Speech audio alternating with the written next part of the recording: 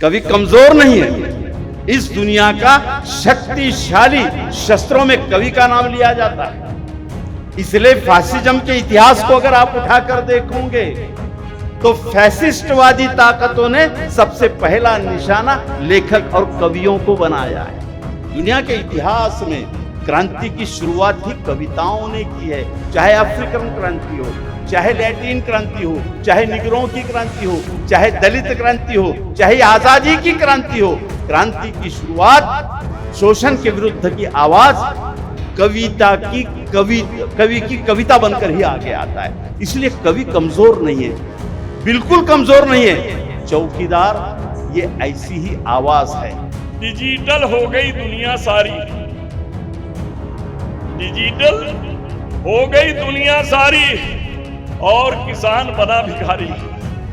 आत्महत्या कर रहे देखें। डिजिटल हो गई दुनिया सारी और किसान बना भिखारी। वो क्या जाने परिवार की पीड़ा जिसने छोड़ दी अपनी नारी। ऐसे लोगों को के तरफ आप चौकीदारी दे रहे हैं, चौकीदार बना रहे हैं।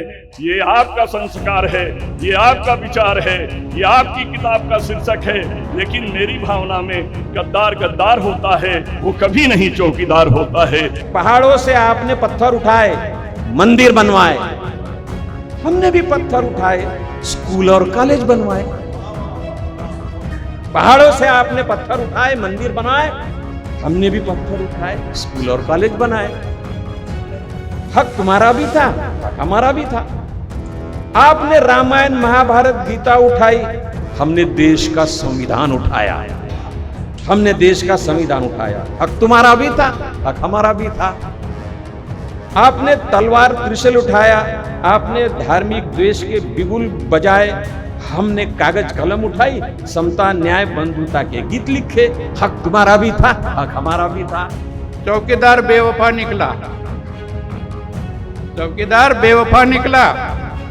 खुशियां मनाने आए थे यहाँ, खुशियां मनाने आए थे यहाँ, कदम रखते ही यहाँ से जनाजा निकला। हम कुछ उम्मीदें लेकर आए थे यहाँ, हम कुछ उम्मीदें लेकर आए थे यहाँ, निषेध नफरत का जुलूस निकला, निषेध नफरत का जुलूस निकला। कत्ल किसी ने किया, कत्ल किसी ने किया और एफआईआर मेरे नाम से हुआ।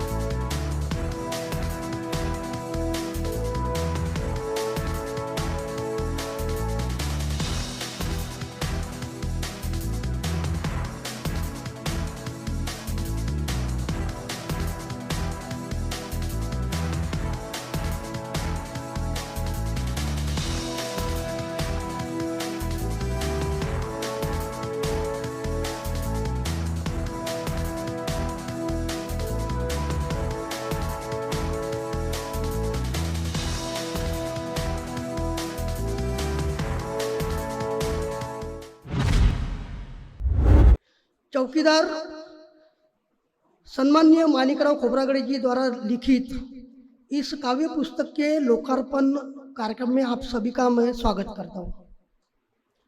चौकीदार यह शीर्षक अपने आप में एक कहानी बयां करता है। कहानी मनगढ़ंत नहीं है, सच्ची मौजूदा हालातों पर की गई टीका टिप्पणी है। आज का दौर बड़ा ही संवेदनशील है, व्यवस्था का खौफ है, कोई कुछ भी बोलने को और लिखने को तैयार नहीं, ऐसे हालात ही नहीं है। एक कवि लिख कर गए कि आदमी मरने के बाद कुछ नहीं बोलता, आदमी मरने के बाद कुछ नहीं बोलता, आदमी मरने के बाद कुछ नहीं सोचता, कुछ ना बोलने से, कुछ ना सोचने से आदमी मर जाता है। माणिकराव खोब्रागडे जी ऐसे भयावह हालातों में भी बेखौफ बोल रहे हैं और लिख भी रहे हैं। असल में उनका संपूर्ण जीवन ही संघर्ष में गुजरा है। सामाजिक संघर्ष करते करते और समस्याओं से लड़ते लड़ते वे आज यहाँ तक पहुँचे और आज भी उनका संघर्ष जारी है।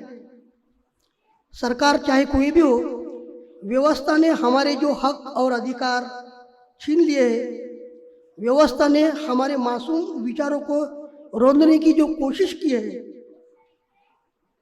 हम इंसान हैं और हमें इंसान की तरह न समझने वाले व्यवस्था के खिलाफ माणिकराव खोब्रागडे जी अपनी वाणी और लेखनी से लड़ते आए हैं और लड़ भी रहे हैं।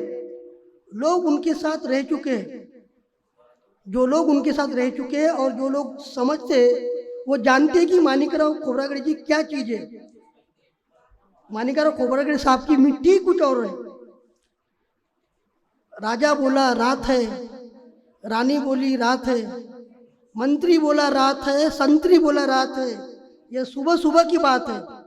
इस तरह वे हाँ में हाँ मिलाने वालों में से नहीं है। नहीं तो कोई बोलता है और उसमें हाँ में हाँ मिलाने वालों की फिलहाल फौज खड़ी हो चुकी है। अपने दिमागों से और पैरों से चलने के बजाय दूसरे के दिमागों से और पैरों से चलने वाले लोग हमारी इर्द गिर्द है। और ऐसे माहौल में माणिकराव जी अभी भी अपने ही कदमों से और अपने ही दिमाग से चलते हैं। वे सच को सच और झूठ को झूठ कहते हैं। वाणी, करनी और लेखनी में उनकी समानता है। वे कठोर सोच बोलते हैं, वे कठोर सच बोलते हैं, इसलिए काफ़ी लोगों को वे खटकने लगे हैं। पर वे ऐसी बातों की परवाह नहीं करते। मैं अकेला ही चला था जाने भी मंजिल, मगर लोग साथ आते गए और कारवां बढ़ता गया। उनका कारवां बढ़ रहा है, उनका दायरा बढ़ रहा है। मुझे इस बात का आनंद है और आपको भी आनंद होना चाहिए। वे और लिखते रहे और लिखते रहे। हिंदी कविता संग्रह का लोकार्पण होने जा रहा है। माननीय कवि माणिकराव खोब्रागडे सर के द्वारा रचित चौकीदार हिंदी कविता संग्रह का लोकार्पण सभी मान्यवर अतिथियों के हस्ते किया जाएगा।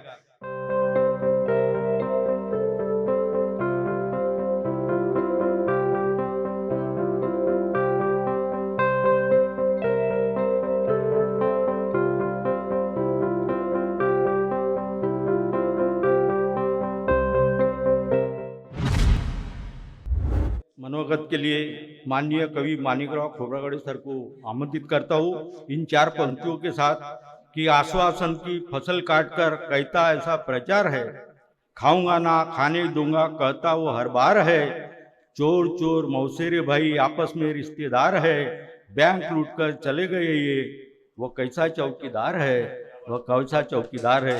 अब साथियों, सवाल ये है कि मैं कौन हूं। सवाल यह है कि मैं कौन हूं। Who are you? मी, मैं यानी हाथ है, पैर है, छाती है, क्या है? मैं यानी कौन है? तो मैं यानी मस्तिष्क यहाँ है, मन है, और ये इसके पीछे जहाँ मन है, यहाँ दोनों आंखें है, वो मी है। वो जब तक ये मी सकारात्मक के बातों में मैंने उलझता नहीं तो उसके हाथ से अच्छा काम नहीं होता।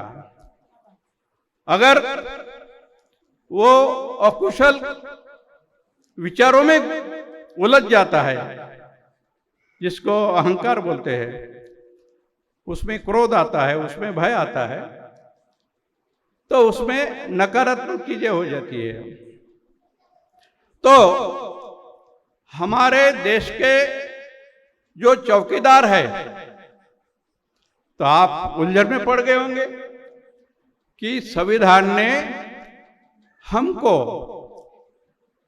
पूरा सिस्टम, पूरे भारत के लोगों को सुरक्षा प्रदान करना, उसका विकास करना, उसके रोटी कपड़ा और मकान, यहां तक के नहीं तो शिक्षा, रोजगार और उनका संस्कार और सुरक्षा, इसकी भी जिम्मेवारी हमारे चौकीदार के ऊपर है। वो संविधान ने उसको दिया है। दूसरी चौकीदार जो है, वो दूसरे चौकीदार है, मैदान में है, पुलिस है, जो आपकी सुरक्षा करता है। तो उसका जो सिस्टम है, तो उसका सिस्टम को पुलिस डिपार्टमेंट को बराबर काम नहीं करने दिया जाता, तो वो चौकीदार भी परेशान है। तीसरा चौकीदार है, सरहद पे काम करता है, जो भारत की सीमा को माने सही सलामत रखने के लिए रात दिन वहां अपनी जान जोखिम में डालकर वहां बंदूक लेके खड़ा रहता है। वो एक चौकीदार है। और दूसरा चौकीदार है, और एक मीडिया है। मीडिया है, वृत्तपत्र सेवा है।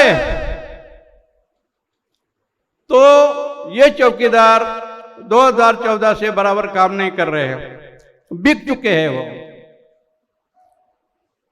हमारे कैप्टन ने, चौकीदारों के चौकीदार ने उन सबको खरीद लिया है। उनके दहशत में काम कर रहे वो, बराबर वो न्यूज लोगों को परोसते नहीं, लोगों को इंफॉर्मेशन को होने नहीं देते। सत्य कुछ अलग रहता है, असत्य कुछ अलग रहता है। इसके बाद में जो चौकीदार है, ये बाकी के जितने चौकीदार है उनको पेमेंट मिलता है, पगार मिलता है, सैलरी मिलती है, डीए मिलता है, टीए मिलता है, समय मिलता है। लेकिन जो आखिरी का चौकीदार है, जिसको कवि बोलते हैं, उसको लेखक बोलते हैं, वो चौकीदार को संविधान ने अभिव्यक्ति स्वातंत्र्य ये अधिकार दिया है। तो डॉक्टर बाबा साहब आंबेडकर कहते हैं कि तुम्हारे पास कुछ भी नहीं होगा, सत्ता नहीं होगी, पैसा नहीं होगा, धन नहीं होगा, बल नहीं होगा, लेकिन तुम्हारे पास दो अस्त्र है। दो अस्त्र है। वो कौन से? एक है वाणी, यानी जुबान, जो सही है सही बोलने का, घबराने का नहीं, डरने का नहीं। डर गया वो मर गया, डर गया वो मर गया। और जो नहीं डरता है वो सत्य दुनिया के सामने, समाज को सत्य बताता है, वो नहीं मरता। वो नहीं मरता। जब टाइम आएगा जब मरेगा। और दूसरा अस्त्र है कलम। तो अपनी कलम जो है, जो सही दिशा में चलाओ, सत्य के दिशा में चलाओ, असत्य नहीं, किसी का गुणगान करना नहीं, किसी की चापलूसी करना नहीं। जो है, जो दिखता है वो लिखो, जो होता है वो लिखो, और समाज को, अपने भारत के समाज को भली भांति उनके विकास के लिए इनडायरेक्टली आप हेल्प करिए, ऐसा मैं सोचता हूं। और ये मेरी सोच है। और इसलिए मैंने जो भी ये कविताएं लिखी है, तो इस कविताएं का प्रयोजन ऐसा है कि 7 मई 2022 को मैं मोर भवन हिंदी में आया था, शनिवार का दिन था, भोला सरवर के साथ में, और मेरा पहला ही दिन था। तो उस दिन कवि सम्मेलन था वहां साकेत। तो उस दिन क्या हो गया कि जागतिक महिला दिन हो गया था, तो उसके उपलक्ष्य में सभी लोग महिला के बारे में कविताएं सुनाते थे।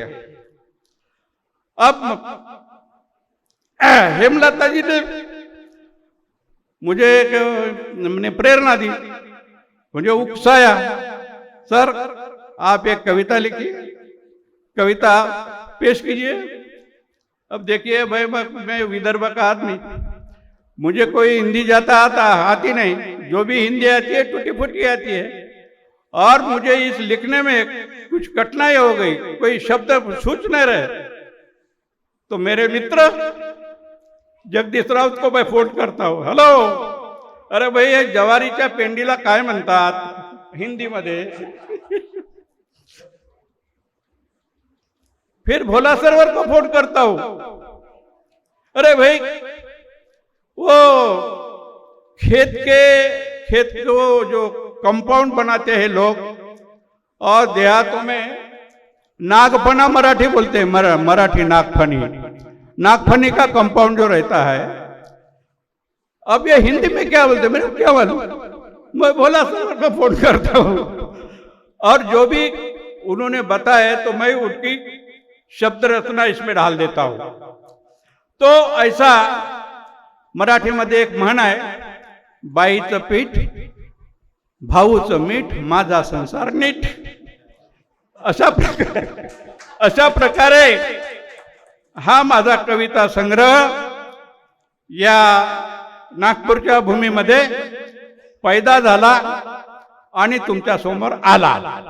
अभी जो भी मेरी बातें आपने सुनी है, इसका अपन सोचेंगे, अपनी कलम चलाएंगे, अपनी जो अपने एक दुनिया में, अपने भारत में जो चल रहा है, अकुशल चल रहा है, कुशल चल रहा है, क्रांति और प्रतिक्रांति का माहौल दौर चल रहा है, तो इसके बारे में आप सोचेंगे, सही बोलेंगे, डरेंगे नहीं। अगर जो डर गया वो कायर होगा, मर गया। और अपनी कलम उठानी चाहिए, लिखते रहो, तुम्हारे दिल में जो भी आता है, लेकिन सच सही बात आनी चाहिए, गलत बात नहीं। तो लिखते रहो। कविता का शीर्षक है चौकीदार बेवफा निकला। चौकीदार बेवफा निकला, खुशियां मनाने आए थे यहां, खुशियां मनाने आए थे यहां, कदम रखते ही यहां से जनाजा निकला। हम कुछ उम्मीदें लेकर आए थे यहां, हम कुछ उम्मीदें लेकर आए थे यहां, निषेध नफरत का जुलूस निकला, निषेध नफरत का जुलूस निकला। कत्ल किसी ने किया, कत्ल किसी ने किया, और एफआईआर मेरे नाम से हुआ। कत्ल किसी ने किया और एफआईआर मेरे नाम से निकला। पता तो इसी गली का था, पता तो इसी गली का था, लेकिन कातिल कहीं और का निकला, लेकिन कातिल कहीं और का निकला। मंजूर है कि मैंने जुर्म किया, चलो मान लेते हैं, मंजूर है कि मैंने जुर्म किया। घर की तलाशी में चौकीदार बेवफा निकला, घर की तलाशी में चौकीदार बेवफा निकला। मेरा कसूर इतना ही था, ध्यान से सुनो, मेरा कसूर इतना ही था कि मैंने उसका नाम पूछा, तो पता चला कि वह चाय वाला निकला।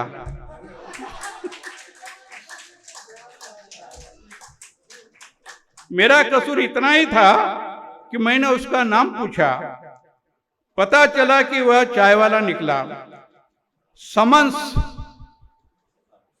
समन्स म्हणजे जुडिशियरी पुलिस डिपार्टमेंट आ गए इसमें। अभी समन्स तो दोनों के नाम से थे, उसके भी नाम से और मेरे भी नाम से।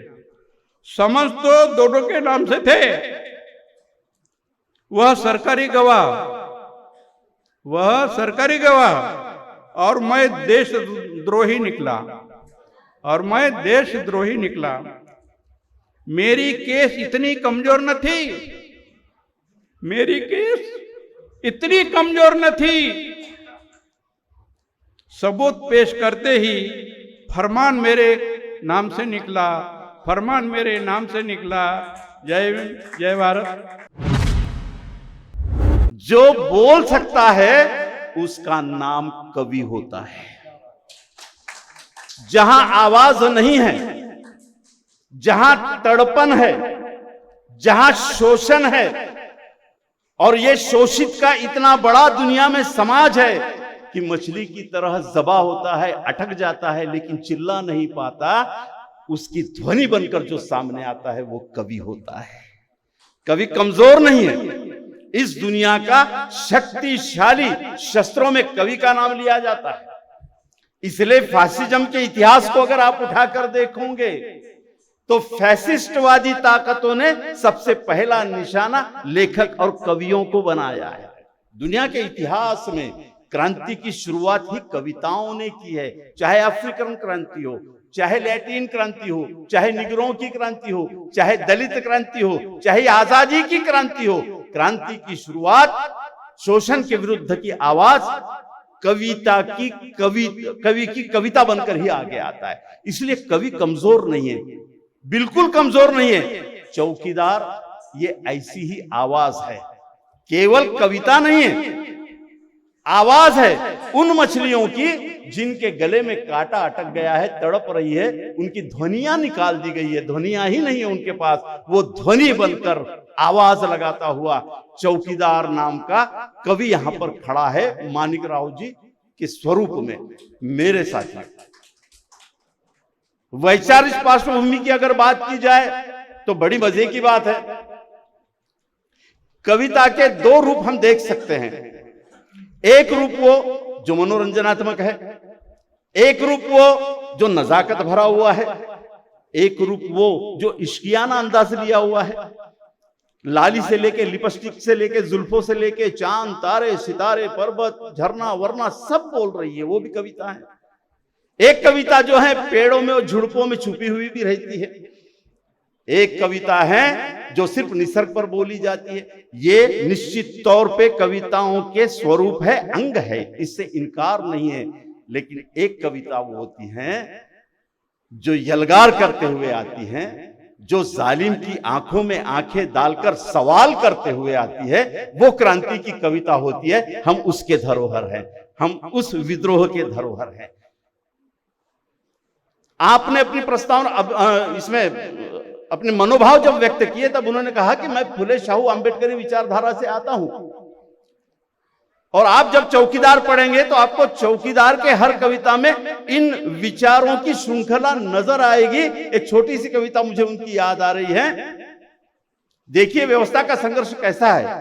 वे अपनी कविता में लिखते हैं कि कहते हैं हिजाब हटाओ संस्कृति को खतरा है, यही नारा लगाया था ना, हिजाब हटाओ संस्कृति को खतरा है। माणिकराव जी कहते हैं फिर नंगे रहो क्योंकि सरकार को खतरा है।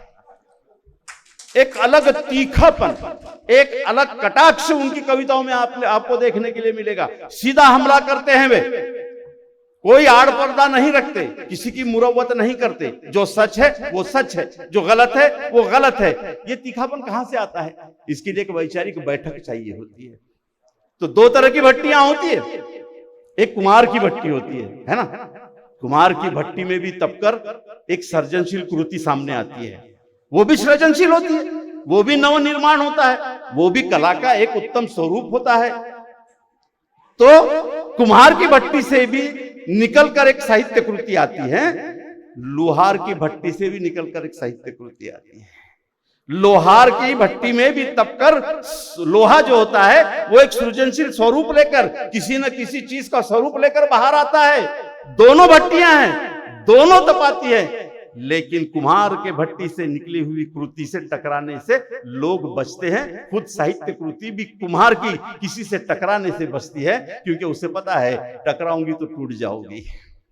और लोहार की भट्टी से जो तपकर निकलता है, जो साहित्य कृति निकलती है या जो कलाकृति निकलती है, उससे खुद टकराने से लोग बचते हैं, उससे खुद टकराने से व्यवस्था बचती है, क्योंकि व्यवस्था को पता है कि ये लोहार की भट्टी से तपकर जो शस्त्र निकला है, जो साहित्य कृति निकली है, उससे मैं टकराऊंगा तो मैं जख्मी हो जाऊंगा या चूर चूर मैं हो जाऊंगा। फूले शाहू आंबेडकरी विचारों की जो साहित्य भट्टी है, मैं समझता हूं कि वो लोहार की भट्टी है। तो कुम्हार की भट्टी से हमें कोई शिकायत नहीं है, वो भी साहित्य कृति है, वो भी अंग है। लेकिन फूले शाहू आंबेडकरी आंदोलन से जो साहित्य कृति आती है, उसकी अपनी धार है, उसकी अपनी तेज है, उसका अपना जलवा है। साथियों, ये जो चौकीदार है, इसकी बड़ी अच्छी कहानी है।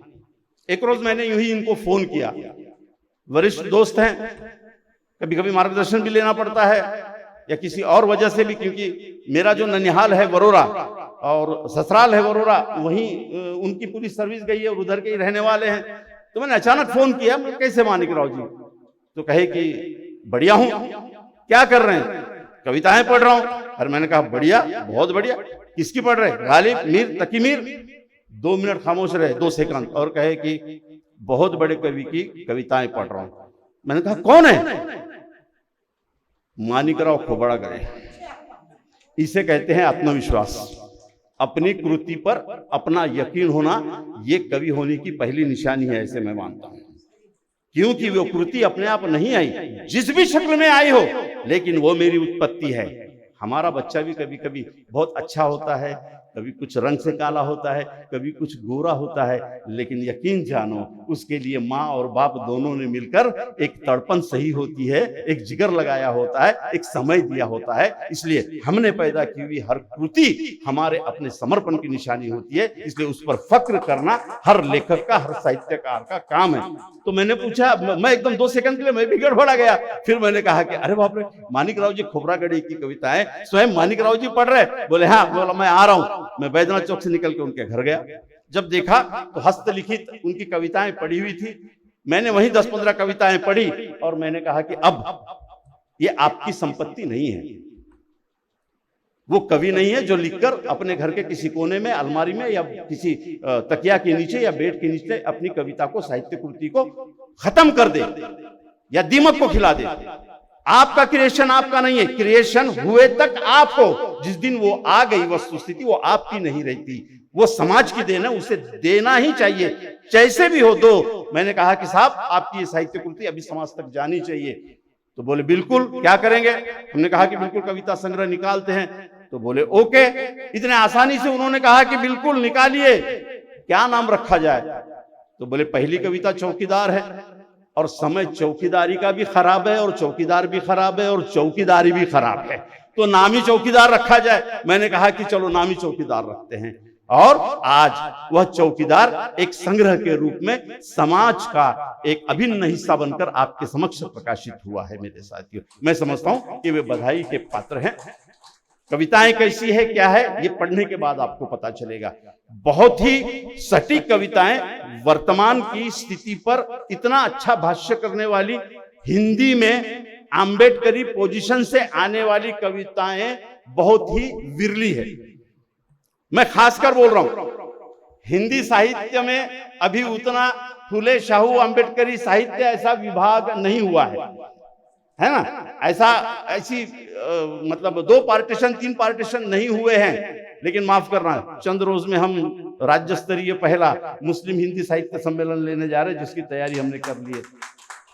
उसकी वजह है पीड़ित लोगों का इस देश में समाज सबसे बड़ा समाज है, लेकिन पीड़ित लोगों के धार्मिक भावनाएं, उनका सांस्कृतिक परिवेश, उनकी शोषण की प्रणाली, उनके खिलाफ चलने वाली गतिविधियां, ये अलग अलग भिन्न भिन्न तरीके से इस्तेमाल की जाती है। इसलिए हर समाज को अपना साहित्य, अपना आवाज करके आगे लाने की जरूरत है, क्योंकि एक ही मंच से हर समाज को न्याय देने की कोशिशें अधूरी है, वो पूरी नहीं हो पाती, नहीं दे पाते हम हर समाज को न्याय।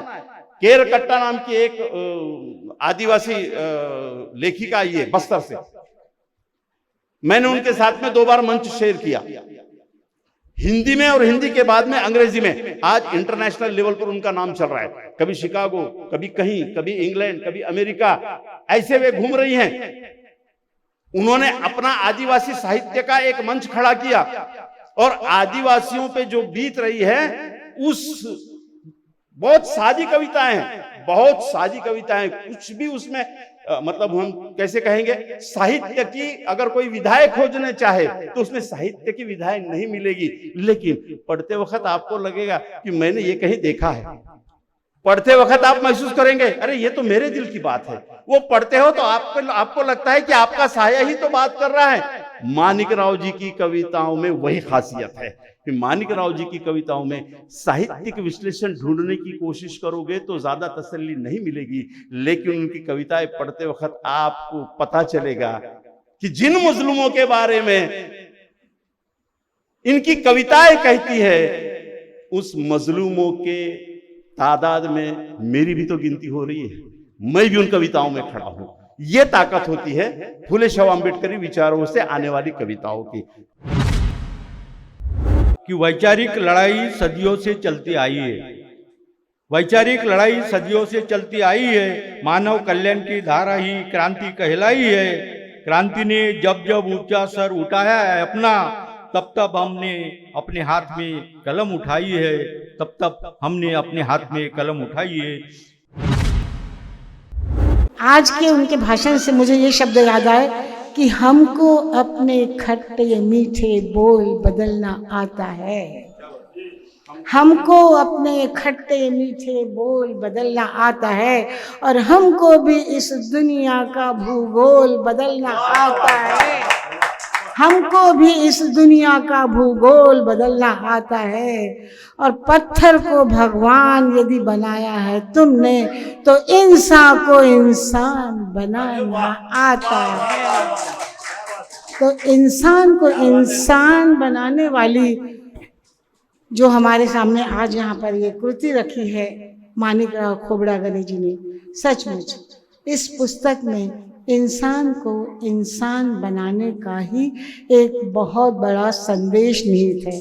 और मैंने अपने वक्तव्य में ये सोचा था कि मुझे भाषण नहीं देना है, मुझे सिर्फ माणिकराव खोब्रागड़े जी से आपको परिचित कराना है, उनकी इन पंक्तियों के जरिए उनको परिचित कराना है। आप लोग ये पुस्तकें खरीदें, इसके लिए भी मैं उनका परिचय आपको यहाँ पर देना चाहूँगी कि आप मजबूर हो जाएं कि आपको ये पुस्तक अपने साथ ले ही जानी है। इस तरीके से मैंने यहाँ पर माणिकराव जी की यहाँ पर बात करना चाहिए। सबसे पहले तो मैं हमारे आदरणीय सर जी ने जो अभी बात कह गई है, उनके जावेद पाशा कुरैशी सर के बारे में कहना चाहूँगी कि उन्होंने इस पुस्तक में एक बहुत ही सुंदर सी बात कही है माणिकराव जी के बारे में, कि एक बेहतरीन, जिम्मेदार और गत काल से लेकर वर्तमान और भविष्य की भारतीयता का आलेख चौकीदार आपको जरूर पसंद आएगा।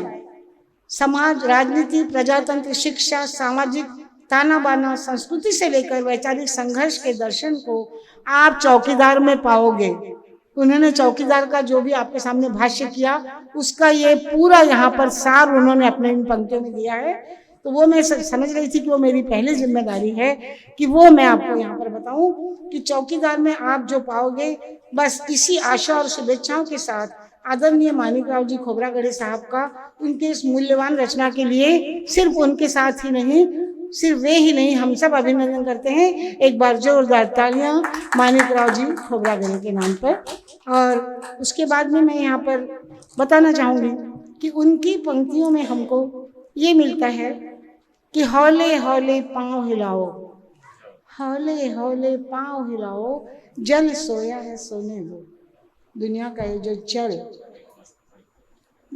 हौले हौले पाँव हिलाओ, जल सोया है सोने दो, कल तुम देखोगे इसी बहाने कई मुसाफिर आएंगे, थोड़ी आँच बची रहने दो, थोड़ा पानी रहने दो, कल देखोगे इसी बहाने कई मुसाफिर आएंगे।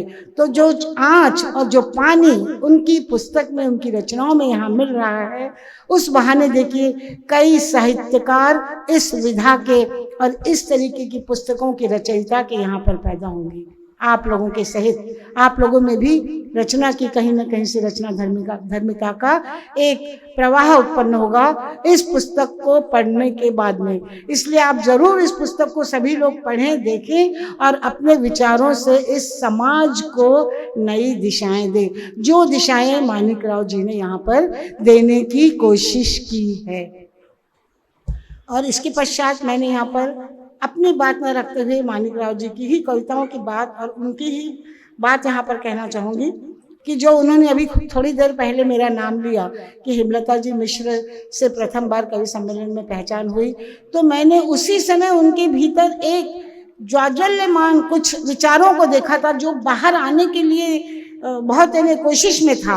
इसलिए मैंने उनसे कहा कि आप कविताएं लिखिए, आप कहानियां लिखिए, आप लघु कथा लिखिए, आप सारी विधाएं लिखिए और आप देखिए कि आपके भीतर की जो आग रहेगी वो इस समाज को दिशा देने में बहुत काबिल रहेगी। और मुझे बहुत प्रसन्नता है इस बात की कि एक बड़े अच्छे शिष्य मुझे मिले वो कि जिन्होंने मुझे गुरु दक्षिणा के रूप में इतनी सुंदर पुस्तिका दी। आज उनकी यह गुरु दक्षिणा मेरे लिए अपने आप में बहुत बड़ी सौगात है। और अब मैं उनकी इस गुरु दक्षिणा से ही कुछ बातें आप लोग को बताना चाहूँगी, क्योंकि आप लोग सब इस पुस्तक को पढ़ने के लिए तभी लालायित होंगे जब आप इसमें से उनकी बातों को समझेंगे। तो उनकी कविताओं में मैं यहाँ पर सबसे पहले उन्होंने राष्ट्रध्वज की वंदना की है। हे स्वतंत्र भारत के राष्ट्रध्वज, हे स्वतंत्र, उन्होंने अपना बिल्कुल एक सच्चे देशवासी होने का कर्तव्य निभाया है जब वे लिखते हैं कि हे स्वतंत्र भारत के राष्ट्रध्वज, हे राष्ट्रध्वज तिरंगा, 75 साल के अमृत महोत्सव पर चौकीदार ने ऐलान किया है कि हर घर तिरंगा फैलाओ, हर घर तिरंगा फैलाओ। कितना बड़ा संदेश, हर घर तिरंगा फैलाओ। मैं आप लोग का ज़्यादा समय नहीं लूँगी क्योंकि समय कम है और हमें बहुत अच्छे अच्छे वक्ताओं को अभी सुनना है।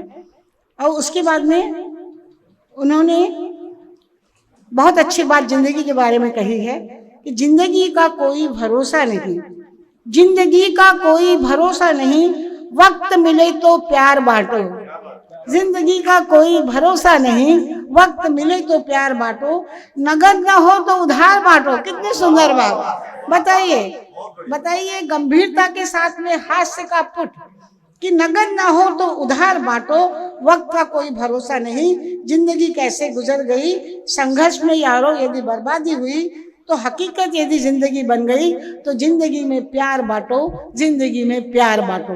कितना सुंदर संदेश, बहुत सुंदर संदेश। उसके बाद में उन्होंने एक और रचना यहाँ पर बताई है जिसमें उन्होंने बहुत ही नवीनतम बात कही है। वो नवीनतम बात को मैं आप लोग के सामने जरूर रखना चाहूंगी। उन्होंने कहा कि मेरा जिस्म अब खून का ना रहा। देखिए कितनी बड़ी बात कि मेरा जिस्म अब खून का ना रहा, ना कोई पीड़ा है ना स्वाभिमान। यहाँ मेरे शरीर का क्या करूं मैं जिक्र, यहाँ शरीर से तात्पर्य उनकी अपनी आत्मा से ही है कि मेरे शरीर का मैं क्या करूं जिक्र, जहाँ न कोई माली है न मालक है। बताइए, आत्मा का न कोई माली है न मालक है। कितनी गहरी बात वो स्वीकार कर रहे हैं कि जहाँ कोई माली है न मालक है। अरे पत्थर की तरह हो गए हैं अचल देखो, पत्थर की तरह हो गए हैं अचल देखो, मुस्कान तकलीफ में है और अधर भी बर्फीले हो गए हैं। कितनी सुंदर बात, किस समय की बात उन्होंने कही आप सब समझ रहे हैं कि मुस्कान तकलीफ में है और अधर भी बर्फीले हो गए हैं। जब आप शब्दों से कुछ नहीं कर पा रहे हैं, अर्थात आपके अधर बर्फीले हो गए, आपके शब्दों को रोक लिया गया है, सच्चाई को कहने से रोक लिया गया है। साधुवाद देना चाहूंगी माणिकराव सर आपको, बहुत ही सुंदर बात आपने यहाँ पर कही है। इसके बाद उनकी बहुत अच्छी जो एक बात मुझे यहाँ पर लगी कि उन्होंने हमारे अखंड भारत में राष्ट्रभाषा, राजभाषा और हिंदी के प्रति अपना भाव विभाव अनुभव प्रकट किया है। हिंदी हमारे देश में भले अभी राष्ट्रभाषा घोषित न हो गई हो, लेकिन वह राजभाषा है और जन जन की भाषा है, जन मन की भाषा है। मराठी तो है ही हमारी दूसरी भाषा, लेकिन मराठी प्रांतीय भाषा है और हिंदी देश की भाषा है। तो देश की भाषा के प्रति उनका सद्भाव, मैं नमन करती हूँ उनके सद्भाव को। और यहाँ पर बताना चाहूँगी कि हिंदी रोटी कपड़ा मकान है। कितनी अच्छी बात कही उन्होंने कि हिंदी रोटी कपड़ा मकान है, हिंदी दुख दर्द की थकान है। बताइए, हिंदी दुख दर्द की थकान है, हिंदी सृष्टि का गान है, हिंदी सृष्टि का गान है, हिंदी भारत का सम्मान है, हिंदी सावन की बौछार है, हिंदी जीवन का उपहार है, हिंदी जगत का परिवार है, हिंदी गजल है, कविता है, अभंग है और हिंदी साहित्यिकी का अंग है। अब सब साथ निभाती है हिंदी, मानवता के गीत गाती है हिंदी। तो हिंदी के प्रति उनके इस प्रेम को भी मैं बहुत यहाँ पर नमन करती हूँ। उसके बाद उन्होंने और भी कहा है हिंदी को कितना ऊंचा स्थान उन्होंने दिया है कि हिंदी विज्ञान में बसती है। आप देखेंगे कि हमारा जितना भी विज्ञान आज जो हम लोग अंग्रेजी में पढ़ रहे हैं, हमारे प्रागैतिहासिक काल के इतिहास को हम लोग देखें तो संस्कृत जो कि जिसकी दुहिता है हिंदी, उस संस्कृत में ये सारे एक से एक बढ़कर विज्ञान के उपकरण हमें यहाँ पर मिलते हैं, जिन्हें हम आज सोच रहे हैं, चाहे वो हवाई जहाज की कल्पना हो। रावण ने जब सीता का हरण किया था तो उसने पुष्पक विमान में वो हरण किया था। उस समय की लिखी हुई बात, आज से 5-7 हजार पहले की बात। और उसके बाद हम जानते हैं कि अभी 2000 साल पहले यहाँ पर विमान का अवतरण हुआ हमारी पृथ्वी पर, जबकि 5000 साल पहले ही वह लिखी जा चुकी थी हिंदी। इस तरीके से हमारी संस्कृति की जो बात यहाँ पर उन्होंने लिखी है। उसके बाद उन्होंने आज के दौर की सामान्य बातें भी यहाँ पर कही है। ठंड में ठंड का मौसम नहीं है। वे अपनी एक कविता समय में कहते हैं, ठंड में ठंड का समय नहीं है, यह एक ऐसा दौर है, चुनाव का मौसम नहीं है, फिर भी प्रचार का शोर है, यह एक ऐसा दौर है। आज हर व्यक्ति जो माइक पर खड़ा होता है वो अपने इस तरीके से प्रचार करता है कि ठंड, गर्मी, बरसात कुछ उसे नहीं नजर आती, उसे सिर्फ अपना प्रचार नजर आता है। इसमें बहुत बड़ा व्यंग है। उसे यदि मैं यहाँ पर स्पष्ट करना चाहूंगी तो 2-4 घंटे यहीं बीत जाएंगे, इसलिए इस बात को मैं यहीं खत्म करती हूँ। उसके बाद में उन्होंने स्वर्ग का एजेंट नाम कर एक बड़ी अच्छी कविता लिखी है। स्वर्ग का एजेंट। मैं हिमालय की चोटी पर बैठकर प्यार के गीत गा रहा था। मैं हिमालय की चोटी पर बैठकर प्यार के गीत गा रहा थे, तब मेरे पास बुद्ध आए और पूछा, आप कौन हो? मैं हिमालय की चोटी पर बैठकर प्यार के गीत गा रहा था, तब मेरे पास बुद्ध आए और पूछा, आप कौन हो? मैंने कहा, मैं भारतीय हूँ। मैंने कहा, मैं भारतीय हूँ। बुद्ध बोले, नीचे उतरो। बुद्ध जमीन पर रहते हैं, भारतीय नहीं। बुद्ध ने कहा, मैं भारतीय हूं, ये बात कम है, तुम नीचे उतरो, भारतीयता से कुछ अलग कहो कि मैं बुद्ध हूं और बुद्ध हमेशा जमीन पर रहते हैं। कितनी बड़ी बात। बुद्धिवादी लोग बुद्ध जैसे समाज सुधारक और बुद्ध जैसे अपनी बातों को समाज के सामने रखने वाले जमीन पर रहते हैं, वे आसमान पर नहीं उड़ते। कितना बड़ा संदेश यहाँ पर उनका। उसके बाद मैं जल्दी अपनी बात करूंगी कि उन्होंने एक और बात बड़ी अच्छी अपनी कविता में लिखी है। क्रांति सूर्य नाम की कविता में, एक दिन ग्रह तारों का सम्मेलन था। एक दिन ग्रह तारों का सम्मेलन था। सूरज सम्मेलन में पीठासीन थे। सूरज सम्मेलन में पीठासीन थे और चंद्रमा स्वागत अध्यक्ष थे। मुझे सम्मेलन का न्योता आया। ग्रह तारों के महफिल में शरीक होना मेरे लिए हर्ष और गौरव की बात थी। और सम्मेलन में स्थान ग्रहण करते ही शुक्र ने मुझसे पूछा कि सुनो, तुम्हारी पृथ्वी पर भी एक सूरज है। शुक्र ने उनसे पूछा कि सुनो, तुम्हारी पृथ्वी पर भी एक सूरज है। मैंने कहा, हाँ, यह सही है। मैं जानता हूँ कि हमारे अध्यक्ष सूरज महोदय दिन और उजालों में रात का अंधेरा परस देते हैं, लेकिन पृथ्वी का सूरज दिन रात सारे विश्व को ज्ञान का प्रकाश देता है, और वह ज्ञान का प्रकाश है हमारे डॉक्टर बाबा साहेब आम्बेडकर। बताइए कहाँ से कहाँ उन्होंने बाबा साहेब आम्बेडकर के परिचय को ले जाकर अपनी इस कविता के जरिए जोड़ा है। जब जब मैंने अपने हक के खातिर संघर्ष का धनुष्यबाण उठाया है, जब जब मैंने अपने हक के खातिर संघर्ष का धनुष्यबाण उठाया है, तब तब तुमने दक्षिणा के आड़ में मेरा दाहिना अंगूठा कटाया है। अब एकलव्य समझकर मेरा अंगूठा काटा तो मैं बागी हो जाऊंगा, फिर तुम्हारे दोनों अंगूठे काटकर मैं अंगुलीमाल बन जाऊंगा, मैं अंगुलीमाल बन जाऊंगा। किताब का शीर्षक दिया गया है चौकीदार और उसके अंदर लिखा गया है गद्दार। दोनों शब्दों पर आप विचार कीजिएगा। किताब का शीर्षक दिया गया है चौकीदार और उसके अंदर लिखा गया है गद्दार। मामला खड़ा हो जाता है कि ये कैसा है संस्कार कि गद्दार को हम कह रहे हैं चौकीदार। ये कैसा है संस्कार कि गद्दार को हम कह रहे हैं चौकीदार, या चौकीदार को कह रहे हैं गद्दार। जहां दिमाग सहमा हो, जुबान कांप रही हो, वहां कलम उठाना भी में बहुत साहस की बात है।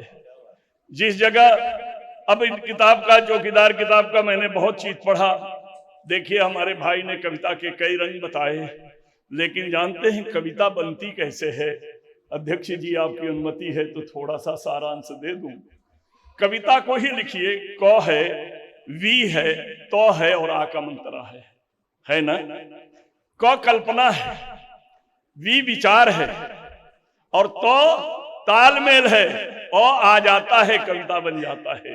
जब कल्पना में विचारों का तालमेल आ जाए तो कविता बन जाए। आज इनकी किताब में मैंने बहुत ढूंढा, इनके अंदर कल्पनाएं बहुत हैं, विचार भी बड़ा शानदार है, मगर तालमेल में थोड़ा थोड़ा सा खेल है, या ये खेल ही इनके लिए मेल है, ये समझ के बाहर की चीज है। मैं वो नहीं कहना चाहता। मैं आपसे एक अनुग्रह करना चाहता हूं। लेखनी पर बात चली, हमारे पाशा सर ने कहा कि लेखनी की बात है। मैं आपसे एक बात कह देना चाहता हूं, सुनिए। सबकी खतरे में जिंदगानी है, खूने इंसान से महंगा पानी है। सबकी खतरे में जिंदगानी है, खूने इंसान से महंगा पानी है। कलम की स्याही संभाल कर रखना, लिखना तुझे देश की कहानी है। कलम की स्याही संभाल कर रखना, लिखना तुझे देश की कहानी है। और इसीलिए कलम क्या चीज है, उठाइए। कलम तो कुछ जगाता है। हमारे भाई ने अपने भाषण में कहा कि कलम है, लकीरें हैं। लकीरें भी अगर उभरेंगी तो कागज पर। आप जानती हैं कागज कितना मूल्यवान है। इस कागज पर संविधान लिख दिया गया तो आज वो देश की किस्मत है। कागज ही तो है। अगर इसी पे कुरान लिख दिया गया तो मुसलमान का ईमान है। कुरान लिख दिया गया तो फिर और समझ लीजिए किसके किसके लिए है। कागज कोरा जरूर है, मगर जब उस पे कलम चलती है तो सब कुछ को बदलती है। इसलिए कहा जाता है कि बात ये सच है कि हो जाता है सोहबत का असर। आदमी क्या दरो दीवार बदल जाते हैं। आदमी से आदमी के सोहबत का असर होता है। अभी मानवी जी अपने बातों के दौरान में गुरु दक्षिणा में पुस्तक की बात कही तो मेरे को लगा कि हिंदी के लिए मानवी जी की ही सोहबत हमारे खोबड़ा गड़े जी को मिली है। तो सवाल ये है कि अपने आप से ही बात को साबित हो जाती है। हम सागर भाई इसी पर बात कर रहे थे तो सागर जी बड़ी मीठी बात बोले तो मैंने कहा यार सागर का तो पानी खारा होता है, तुम्हारी बात मीठी क्यों है। तो फिर मेरे मन में आया कि एक सागर चंद्रमा पूर्ण चंद्रमा के दिन ज्वार भाटा लाता है, लेकिन इस सागर में तो कभी ज्वार भाटा नहीं आता है, केवल मृदुल। तब मुझे खोबड़ा गड़े की वो कविता याद आई जो वो कह रहे थे कि समय मिले तो प्यार बांटते रहो। समय मिले तो प्यार बांटते लो। मेरे जहन में आया समय, प्यार बांटने के लिए समय की आवश्यकता क्या है? प्यार बांटने के लिए समय की आवश्यकता क्या है? प्यार तो यार से हाथ मिलाने में हो जाता है, नजर से नजर मिलाने में हो जाता है, समस्या को छुड़ाने में हो जाता है, व्यथा को सुना करके वो प्रीति के आंसू बहाने में हो जाता है। प्यार तो प्यार है, इसे बांटते रहो, अपने मन से कपट छल को छांटते रहो। प्यार प्यार है, इसे बांटते रहो। इसमें क्या आवश्यकता की बात? फिर और बात चली कि मैं हिमालय पर, हम पर्वत पर बैठ करके, तो बुद्ध ने कहा कि नीचे उतर आइए क्योंकि धरती पर है। जमीन की बात आई। मैं आपसे पूछना चाहता हूं और आप लोग खुलकर बात कीजिएगा। ये बताइए, सोना चांदी हीरे जवाहरात चाहे जो भी है, सारे खनिज कहां हैं? जमीन के। पानी कहां है ना? फसल कहां से आती है? फल कहां से आता है? लेकिन जमीन है कहां? ये तो बताइए। जमीन से सब कुछ आता है और जमीन है कहां? जमीन आपके पैरों के नीचे है, ये ध्यान दीजिएगा। जमीन कहां है? मानव जानवर सारे चीजों की सृष्टि के पैरों के नीचे जमीन है। अर्थात यह है, जमीन के लिए जमीर को जगाओ, जमीन के अंदर के चीजों के लिए मत अपना मस्तिष्क सजाओ, क्योंकि जिस दिन तुझे भी तो जाना है, मुसलमान हो तो कब्र की जमीन में जाना है, और दूसरे हो तो जलकर राख बन करके भी जमीन में जाना है। इसलिए जमीन के अंदर की चीजों से लौ मत लगाओ, लगाना है लौ तो मानव को मानव बनाओ, मानव के हृदय को मानव के हृदय से जोड़ो। और इसीलिए